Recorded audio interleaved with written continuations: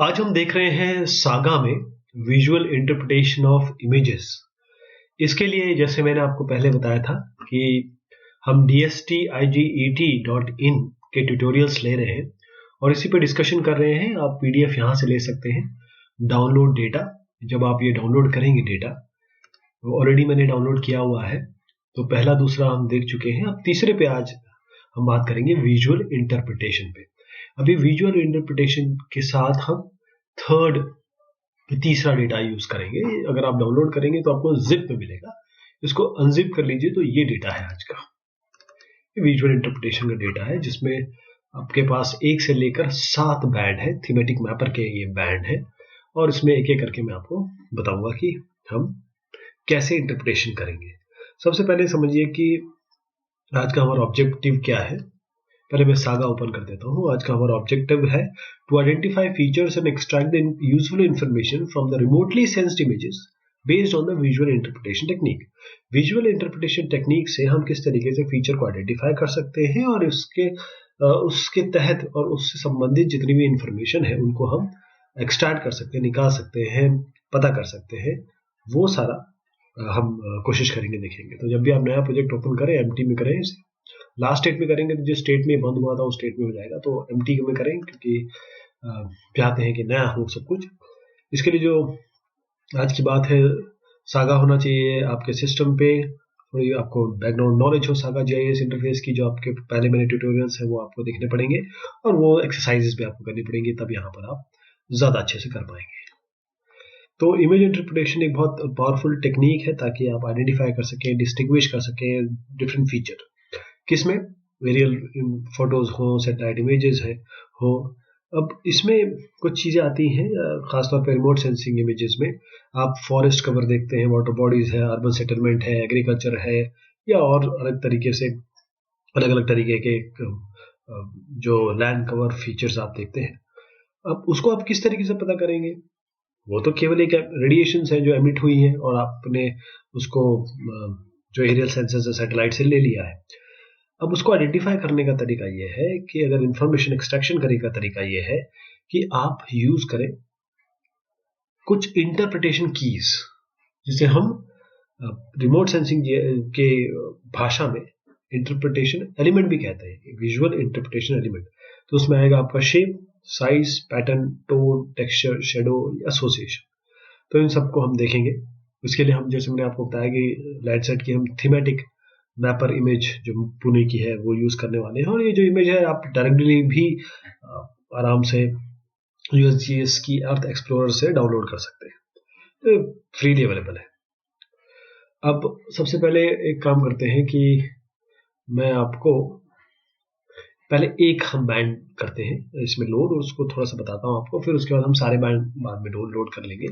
तो file grid करिए, load करिए, और जो हमारी एक्सरसाइज है देखिए कौन सी है, इमेज IGETRS003 और डाटा। इसके अंदर विजुअल इंटरप्रिटेशन डेटा, यानी कि मैं इसकी बात कर रहा हूँ यहाँ इस लिंक। तो ये हमें डेटा चाहिए, तो इसको कॉपी करके पेस्ट कर लीजिएगा यहाँ पे और एंटर कर लीजिएगा, तो यहाँ तक आप पहुंच जाएंगे।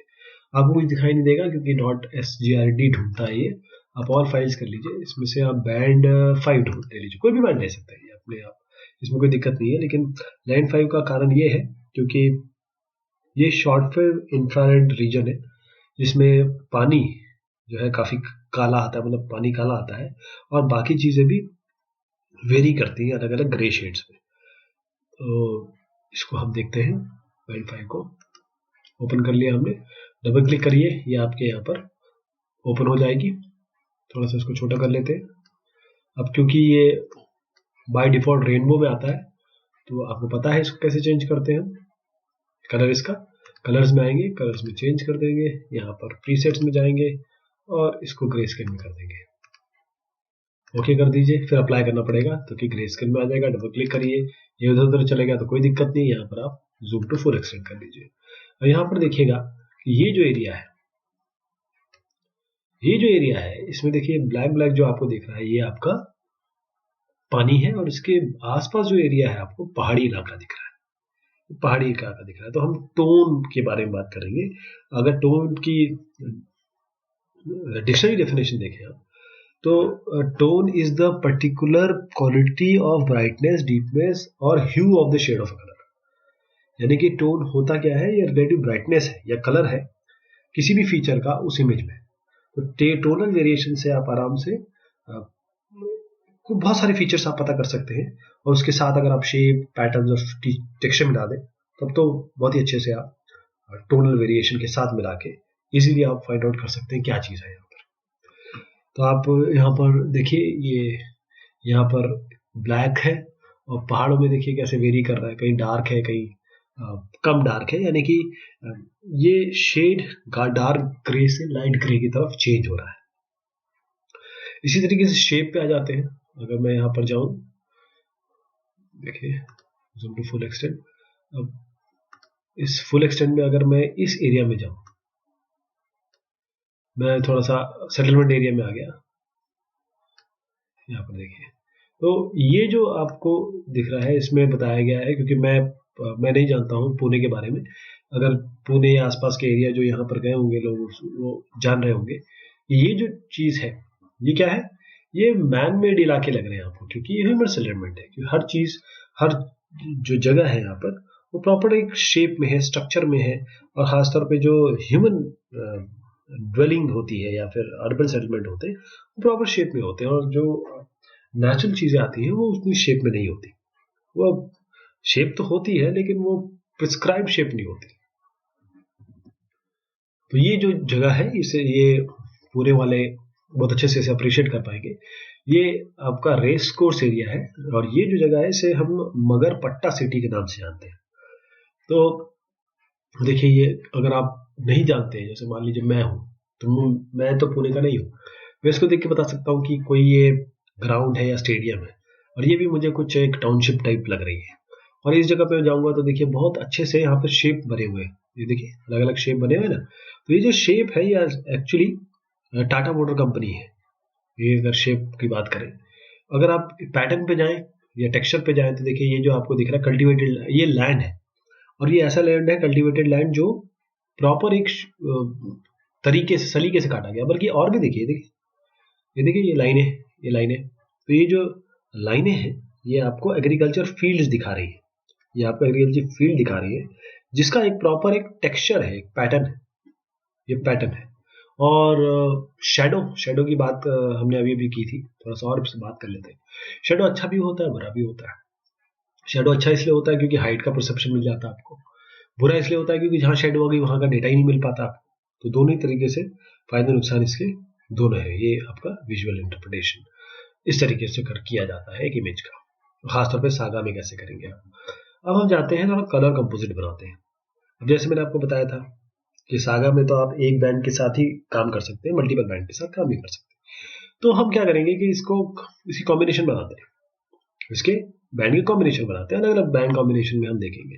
अगर आप इसको ध्यान से देखें, मैं आपको लैंडसेट थीमेटिक मैपर के हम डेटा यूज कर रहे हैं। अगर मैं इसको आपको बताऊं, देखिएगा ये तो ये 30 मीटर की हमारे पास रेजोल्यूशन की इमेज है, 1 से लेकर 7 बैंड है इसमें। और इसमें ये RGB, ये पहले वाले 3 जो है ये तो आपको ट्रू कलर दे देंगे, यानी कि वो है जो हमको आंखों से दिखाई देते हैं, ये विजिबल रेंज में लिया गया है। लेकिन ये 0.7 के ऊपर जितने भी हैं, ये NIR है, SWIR है, थर्मल इंफ्रारेड है, शॉर्ट वेव इंफ्रारेड है, यानी कि आपको एमिटेड और रिफ्लेक्टेड दोनों में आपको इंफ्रारेड में ये मिल रहा है। तो हम कॉम्बिनेशन कैसे बनाएंगे, अगर हम 3:1 बना दें इसका ये कॉम्बिनेशन, तो आपको ट्रू कलर मिल जाएगी जैसे आंखों को दिखता है। अगर हम 4:3:2 बनाएंगे, जैसे मैंने आपको पहले भी समझाया था कि 4:3:2 बनाएंगे तो आपको फॉल्स कलर कंपोजिट मिल जाएगा, फॉल्स कलर कंपोजिट मिल जाएगा। दोनों बना के देख लेते हैं और उसके बाद फिर इंटरप्रेट। अच्छा, ये क्यों बनाना जरूरी है, ये क्यों बनाना मैं आपको बता रहा हूँ। वो इसलिए क्योंकि जब आप इसको बनाएंगे तो आप देखेंगे कि कई लोग और कई इमेज में जब हम बैंड कॉम्बिनेशन चेंज करेंगे या फिर उसको अपने हिसाब से RGB कंपोजिट कलर देंगे तो अलग अलग चीजें निकल के आएंगी, अलग अलग फीचर्स निकल के आएंगे और विजुअल इंटरप्रिटेशन में आसानी होगी। शुरुआत करते हैं। सबसे पहले तो सारे ले आते हैं, सारे के सारे बैंड ले आते हैं ताकि हम उसमें काम कर सकें। तो मैं यहाँ पर लोड कर लेता हूँ फाइल, ग्रिड लोड करता हूँ। लोड में यहाँ पर आपको जो नहीं दिख रहे हैं ऑल फाइल्स कर लीजिए, अब या तो आप एक से लेकर एक पे क्लिक करिए, शिफ्ट दबाइए, 7 पे क्लिक करिए और पूरे सिलेक्ट कर लीजिए, तो 5 2 बार सिलेक्ट हो जाएगा। अगर आपको 5 नहीं करना है तो कंट्रोल दबाइए, 5 पे क्लिक कर दीजिए तो 5 हट जाएगा, 5 सिलेक्ट नहीं होगा आपका। तो 1 से लेकर 7 करने के लिए 1 से लेकर 1 पे क्लिक करिए, शिफ्ट दबाइए, 7 पे क्लिक करिए, सारे सिलेक्ट हो जाएंगे, फिर कंट्रोल दबा के 5 प्रेस कर दीजिए, फिर ओपन कर दीजिए। तो ये करते ही आप देखिए सारे के सारे बैंड आ गए आपके। अब ये बैंड आ गया, अब आपको आरजीबी कंपोजिट करना है, जैसे मैंने आपको पहले भी बताया था, पहले हमने इस पर काफी समय व्यतीत किया था। लेकिन अगर आप भूल रहे हैं या फिर आप ऐसे उस समय ये देख रहे हैं जिस समय ये सागा का जो वर्जन ही चेंज हो गया, तब क्या करेंगे आप? तो उसके लिए सबसे अच्छा तरीका फाइंड एंड रन, यहाँ पर जाइए, यहाँ पर लिखिए आरजीबी कंपोजिट और ओके कर दीजिए। और यहाँ पर आप ये ढूंढ के ले आएगा कि आप कौन कौन सी इस नाम से फंक्शनलिटी अवेलेबल है। तो आरजीबी कंपोजिट कर लीजिए, ओके कर लीजिए। अब जैसे मैंने आपको बताया था कि पहला जो कॉम्बिनेशन हम दे देते हैं उसमें 1 2 3 यानी कि 3 2 1, 3 2 1 कैसे करेंगे कि हम एक एक्चुअल कलर में दिखाना चाह रहे हैं इसमें। तो ग्रिड सिस्टम एक ही है हमारे पास। ये जो ग्रिड सिस्टम क्या है, जो इमेज हमने ली है या जो एक्सटेंट लिया है वो एक ग्रिड सिस्टम आ जाता है। रेड को 3 दे देते हैं, 3। ग्रीन को हम दे देते हैं 2 और ये 1, 3 2 1 कॉम्बिनेशन बोल रहे हैं इसको। 3 2 बैंड 3 2 एंड बैंड 1, 3 2 1 हो गया, ओके कर लीजिए। ठीक, अप्लाई ओके जैसे कर लिया आपने, तो यहाँ पर कंपोजिट लिख के आ गया। देखिए आप चाहे तो इसको जरा रीनेम कर लेते हैं थोड़ा सा। कैसे रीनेम करेंगे आप? इसका रीनेम करने का तरीका यह है कि आप इसको सिलेक्ट करिए, यहाँ पर सिलेक्ट होना चाहिए। उसके बाद आप यहाँ पर जाइए, इस जगह पे आप ये जो अलग अलग ऑप्शन है इसमें सेटिंग्स को टैब को सिलेक्ट करिए, नेम लिखिए, यहाँ पर आप लिखिए दीजिए 3 2 1 कंपोजिट। उसका टैब दबा दीजिएगा, टैब कीबोर्ड का टैब। जैसे टैब करेंगे तब ये अप्लाई ओपन होगा, वरना अप्लाई नहीं दिखाई देगा आपको। अप्लाई कर दीजिए, ठीक। ये नाम हो गया आपका 3 2 1 कंपोजिट, आपका नाम हो गया। और अब इसको जो ये कंपोजिट है उसको डबल क्लिक कर लीजिए, नए इसको सिलेक्टेड मैप में एक लेयर की तरह खोल लीजिए। बस देखिए ये वो आ गया जो आप अपनी नेकेड आई से देखेंगे। और अब देखिए जैसे हरियाली है, हरा दिख रहा है ना आपको, ये जो हरा है ये क्या है? ये वेजिटेशन है, वेजिटेशन है। और अगर आप इसको देखेंगे ये कौन कौन से कलर, ये आपका ह्यूमन ड्वेलिंग्स है, अर्बन सेटलमेंट है। और जिन जगहों की मैं बात करता हूँ वो कितना अच्छे से अप्रिशिएट कर सकते हैं आप। देखिए ये सारे कितने अच्छे से दिख रहे हैं। ये फायदा है बैंड को कंबाइन करके उनकी कंटेंट को निकाल के और अच्छे से इंटरप्रेट कर सकते हैं। अब कितना उभर के आ रहा है। और ये भी देखिए ये कल्टीवेटेड लैंड्स है, प्रॉपर इसका एक टेक्सचर बन रहा है, पैटर्न बन रहा है। चलिए एक और जो नॉर्मली रिमोट सेंसिंग जीआईएस वाले पसंद करते हैं जो कॉम्बिनेशन है वो हम जरूर बना लेते हैं, जिसे हम 4 3 2 कहते हैं, 4 3 2। तो इसके लिए हम क्या करेंगे, एक और आरजीबी कंपोजिट बना लेते हैं। तो इसके लिए आप 4 3 2 है, तो रेड को आप 4 दे दीजिए, ग्रीन को आप 3 दे दीजिए, ब्लू को आप 2 दे दीजिए। 4 3 2 कहते हैं इसको अमूमन भाषा में, 4 3 2 ओके कर लीजिए। ये देखिए आ गया आपका, ये वो जो आप चाहते थे। अब इसमें पानी भी क्लियर दिख रहा है, वेजिटेशन भी क्लियर दिख रहा है, और सेटलमेंट तो क्या बात है, अति सुंदर, कितना अच्छा दिख रहा है। इसीलिए इस कारण से खासतौर रिमोट सेंसिंग वाले एफसीसी को बहुत पसंद करते हैं। और ये आपको विजिबल रेंज से आगे, रिमोट सेंसिंग का फायदा यही है कि 0.4 से 0.7 से ऊपर तक आपको कंटेंट लाके दे रहा है और उसको आप इंटरप्रेट भी कर रहे हैं इजीली। जो आपको नहीं दिख रहा है, विजिबल रेंज में नहीं है, उसको भी आप देख के इंटरप्रेट कर रहे हैं। और इन एसोसिएशन को देखिए, उस एसोसिएशन से आप पता कर सकते हैं कहाँ है ये। देखिए आप देखिए इसके ऊपर ये गया हुआ है, व्हाट इज दिस, इसके ऊपर कुछ नदी है या पानी है, उसके ऊपर आपने कुछ बनाया हुआ है। तो ये आज की बात हुई हमारी विजुअल इंटरप्रिटेशन की। इस पे और भी ट्राई करिएगा। बहुत शुक्रिया, बहुत मेहरबानी आप सभी की।